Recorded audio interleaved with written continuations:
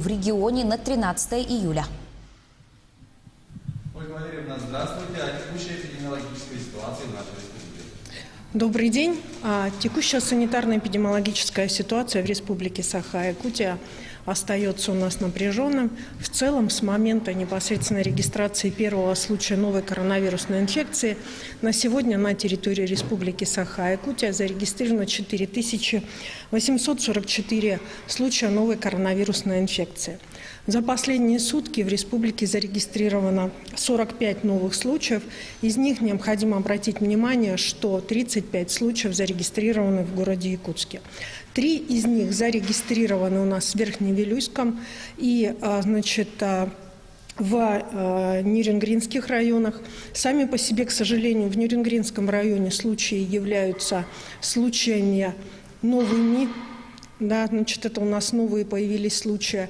Что касается Верхневилюйского района, то так же, как и для всех остальных сельских районов, данные случаи являются непосредственно завозными из других районов нашей республики, в том числе большинство из них пока является из города Якутска. В настоящий момент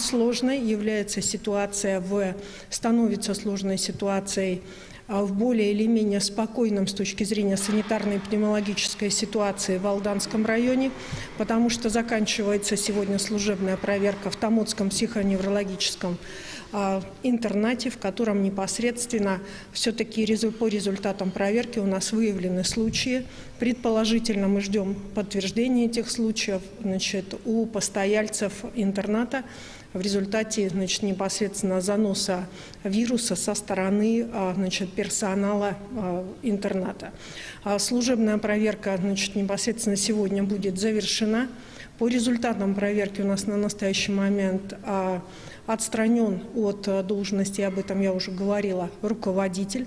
Соответствующую работу для того, чтобы сейчас усилить медицинское обеспечение в интернате, она проводится, и медиками за субботу-воскресенье еще раз проведено дополнительное медицинское обследование всех, кто находится в интернате, и оказывается соответствующая помощь.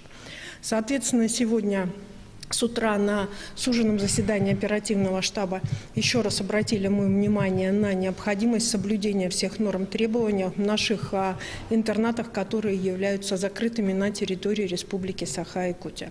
Следующий момент, на который я хотела бы обратить внимание, несмотря на те сложности, которые у нас были с призывом, я думаю, что в ближайшее время мы закончим призыв вооруженные силы Российской Федерации, и, соответственно, буквально в последние 2 дня мы сформируем и отправим совершенно чистых и без вопросов по здоровью граждан Российской Федерации на год службы в рядах вооруженных сил.